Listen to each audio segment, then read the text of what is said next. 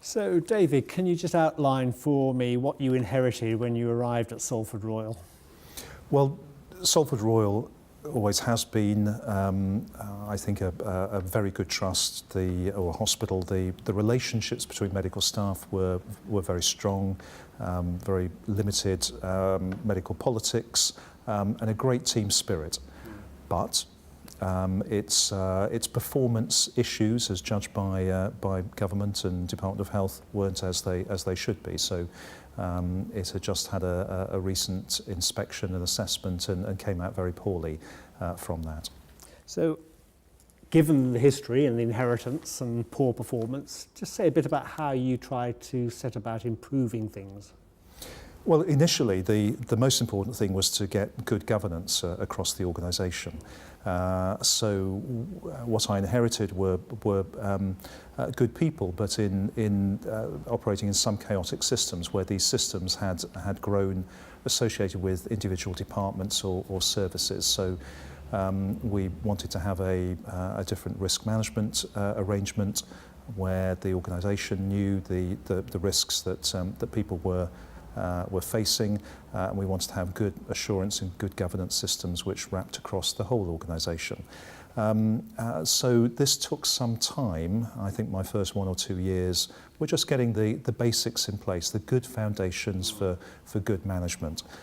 And you set some pretty ambitious, stretching goals for improvement.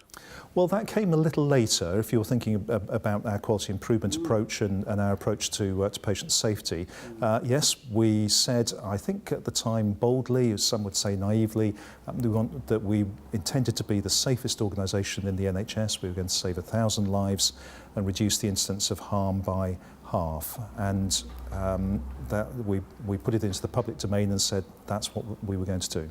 And why did you choose that as your ambitious objective? What was behind it? Well, I have said or told the story a number of times, but I was deeply affected by conversations I got involved in when I visited the Institute for Healthcare Improvement when I was sponsoring a fellow there, and realised that I had not been paying attention to issues of patient safety. I hadn't understood what others were telling me about in America, about the approaches that they had to making improvements to the quality of their services. So I went back to Salford, and over 3 months, and with the help of Director of Nursing and Maxine Power, our improvement leader, really thought about what we could do differently. And we revealed that Salford was perfectly designed to harm 10,000 patients a year, and I think that the first step that we made was to say that publicly. So what practical steps did you take? Well, I realised that we didn't have an approach to improvement, a methodology.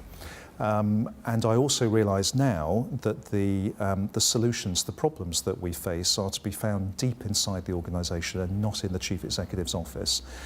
So the board is very clear about the goals that it sets, what improvement it wants, how much and by when.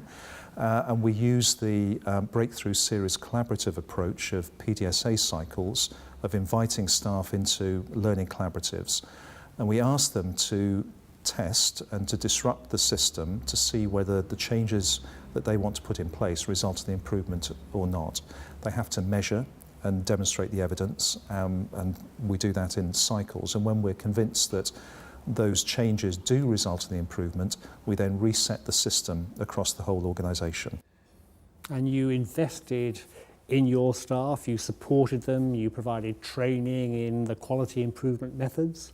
Yes, so our first year of being a foundation trust, we decided that the first £1 million of surplus would be invested into our new quality improvement directorate to support our staff in these new methods, and that we would have a programme of building capability amongst our staff. So we've continued with that investment and these programmes, and they have the scale of them now is quite considerable. So, David, you invested in staff, you gave them training and support in quality improvement.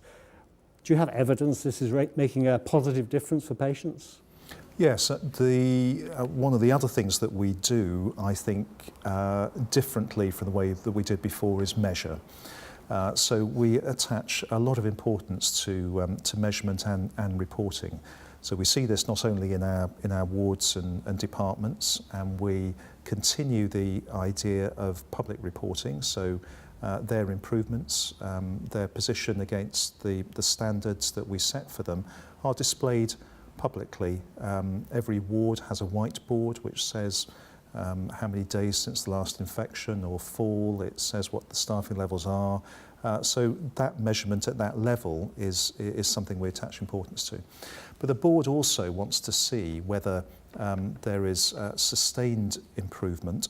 And what you can see now is that we have moved and sustained a position which means that we have reliability within our systems of having one of the lowest mortality rates within the country, for instance. But perhaps for me, there are two really, really important indicators.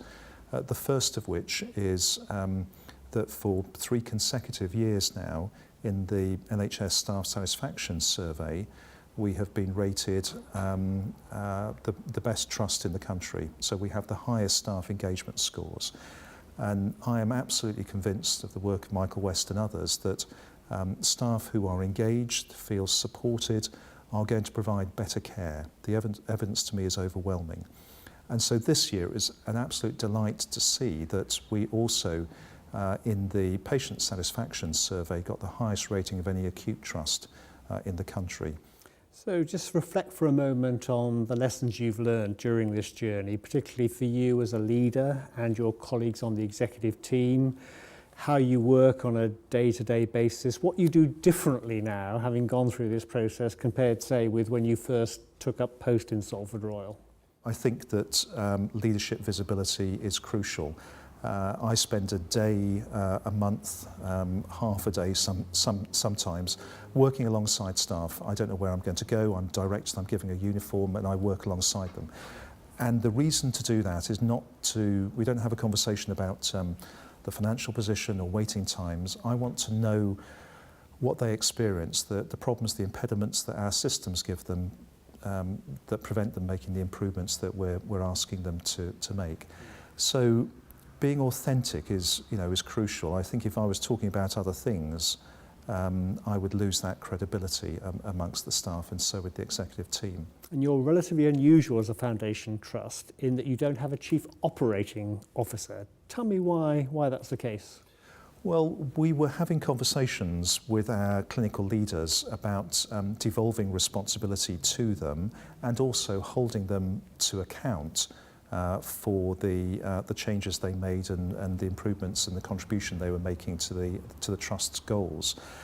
And it seemed to us that the role of a chief operating officer, I know highly valued, and I'm not denigrating that role, but in our situation, that this role would be the crossover point for all those clinical divisions and directorates. And what I wanted to do was to give them the responsibility. So finally, what's been the biggest challenge you've faced during the journey? Probably rethinking my role 6 or 7 years ago, when I thought I was a pretty good chief executive managing a reasonably successful organisation, and then realising that I had this blind side, that I didn't understand how to organise improvement. And I found that quite difficult to come to terms with for a period of time, that I had done my role in one particular way, and I now knew that there was something different I had to do. I don't say I'm completely reformed. I don't say that either I or the organisation is perfect. I've got still a tremendous amount to learn, and our organisation still has an awful lot it can still improve on. And the very last question, what advice would you give to other chief executives in the NHS about how long it takes to really see the benefits of this kind of approach coming through, and how long they need to budget for real improvement to become embedded in the organisation? Yeah, great question. I don't think there are quick fixes. So we have roles of people who come in and they're there to transform an organisation, turn around an organisation. Those are important roles. But I think that if you are going to do something significantly different, longevity of leadership is crucial. Not only in the chief executive role, but for all those who are in senior leadership positions. So my advice to people is, if they want to have the role, for goodness sake, do it. It is the most wonderful job. I love it. And if they want to pursue it, then they should do so. But please think about it in the long term. Think about the relationships that you're creating, and potentially the damage that you could do if you were leaving too quickly. So go for it, enjoy it. It's a fabulous job. David, thank you very much. Thank you.